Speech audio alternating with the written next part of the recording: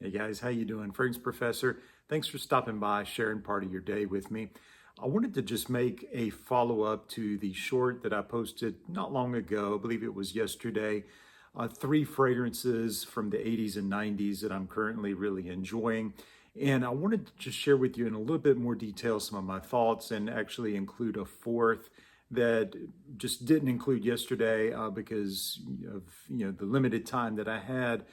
So I wanted to start out with one that is the earliest of the group that I'm going to share with you, and that is Chanel's Antaeus. You're probably familiar with this one. You may or may not have gotten your nose on it, but I did want to just give you a little bit about it. Now, you probably have heard, if this has come across your radar at all, you probably have heard that it is a bit of an animalic type scent, and that is true. It's a woody sort of fragrance. There is a touch of sweetness there, but it's known primarily for its animalic touches. It's known really as the softer, less projecting, less loud cousin of YSL's Koros. And I would think that's pretty accurate. Now, I like this. It smells really nice. It's a softer version of Koros. Now, Koros was launched, I believe, in 1980. I have that on the shelf, and I really do like it. It packs a punch, even though that one probably has been watered down. I don't have a vintage formulation of Koros. I just have the modern formulation. I've heard that it's been watered down, and I would believe that to be true, just knowing how those things work. This was launched a year later in 1981, and it was sort of in response to Koros, from what I understand and have gathered over time, just in different things that I've watched and read. I like this. I can wear this just about any time, any place. I think it's fairly office friendly or in a closed environment. Whereas with Koros, I don't think I would be quite as willing to risk that at the risk of being a little bit off-putting to some people. But I do like this one a lot. I've been wearing it fairly frequently, especially in these past few months, being a little colder. We're getting more into spring, weather's warming up. So I may have to back off a little bit, but Antaeus by Chanel is one that I've really been enjoying quite a bit. Next one up is Lauder for Men from the house of Estee Lauder. This was launched in 1985, and this is sort of a green fragrance. I would describe it as green. There are some woody undertones and so forth, but I would describe this primarily as a green fragrance, although it's not anywhere as green as, let's say, a Paco Rabanne Pour Homme or the classic Polo Green or anything like that, that were also launched around this same time frame. Polo Green, some years before in the late 70s, but Lauder, and I'll show you the top there. This is a really nice one, and I've not had this that long. It may be 6 months to a year, something along those lines. And I bought it blind. I really did not know much about this fragrance, but I've really enjoyed it. I mentioned yesterday in the short that it comes across as very clean smelling, very professional.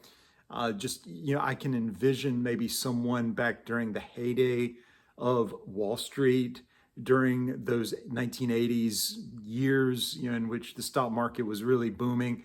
I can just envision maybe somebody on Wall Street wearing this, sort of your three-piece suit, stockbroker type, and I think it really would fit the image of what I am envisioning maybe for myself, and your vision of this may come across a little bit differently, but it's very professional smelling, and I've really enjoyed this one.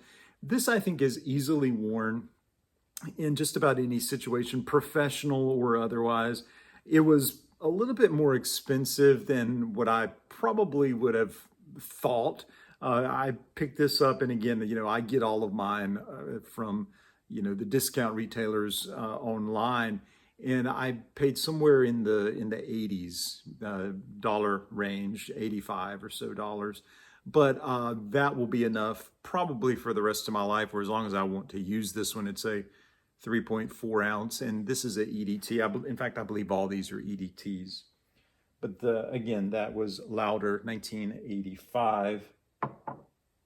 Next one up, we have Fahrenheit from Dior.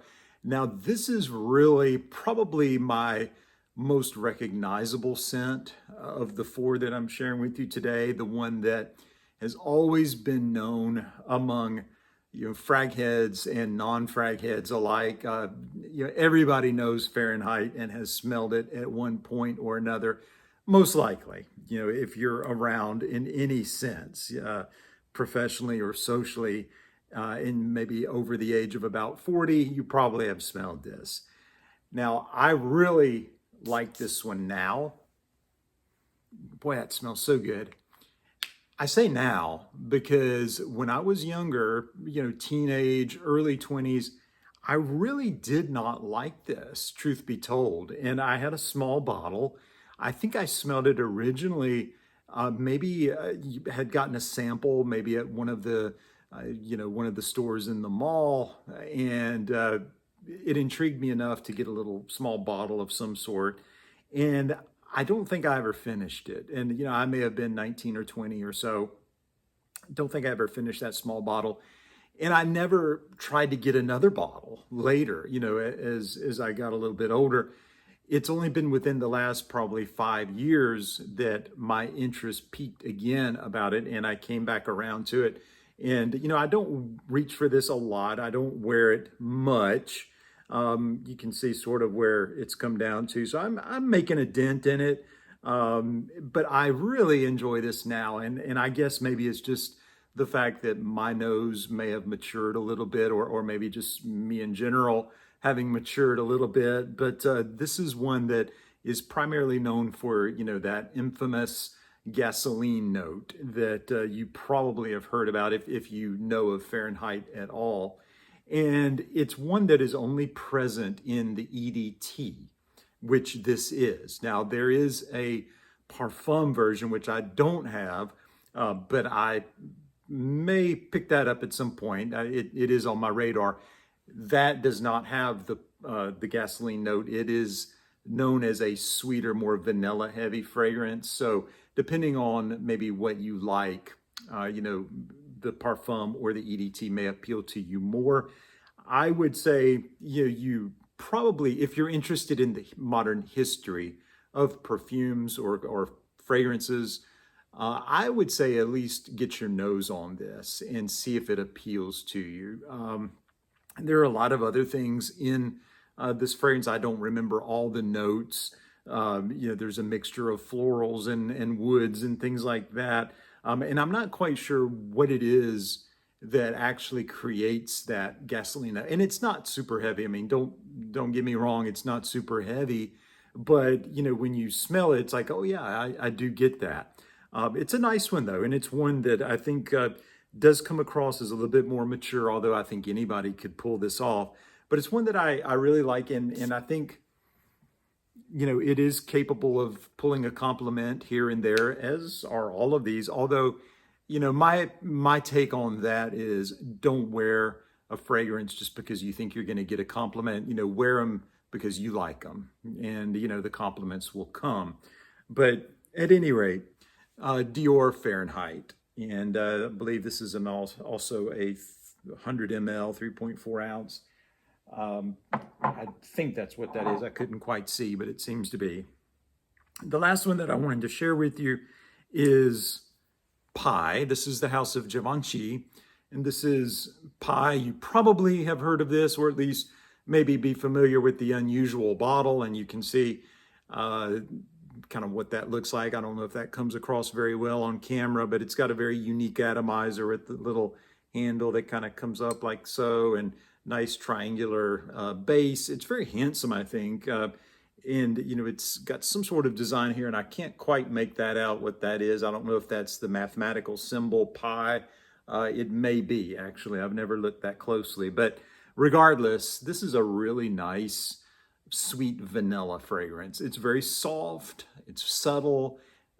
People will tend to enjoy this fragrance. The people around you, or maybe a significant other, will tend to probably enjoy this one more than any of the other three that I've shared with you, with the exception of maybe the Lauder for Men. But this is probably the safest of the four, maybe just for social use. Again, hanging out at home with friends and family and so forth, your spouse, significant other.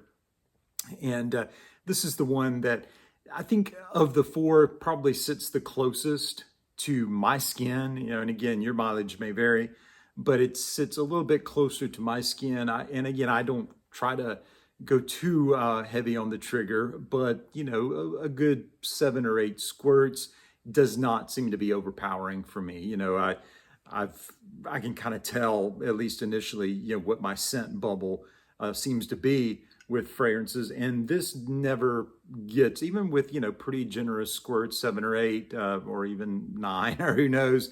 Doesn't seem to reach that that level of just being overpowering, overbearing. So I like that about it. I don't have to worry about that. It's a safe bet, bottom line. So I really like that. In fact, I'm gonna kind of reapply. I've been wearing 1 or 2 other fragrances already today, and but another one doesn't hurt, right? So at any rate, that is Pi from Givenchy, and again, this was in 1998. So this is the most recent of the 4.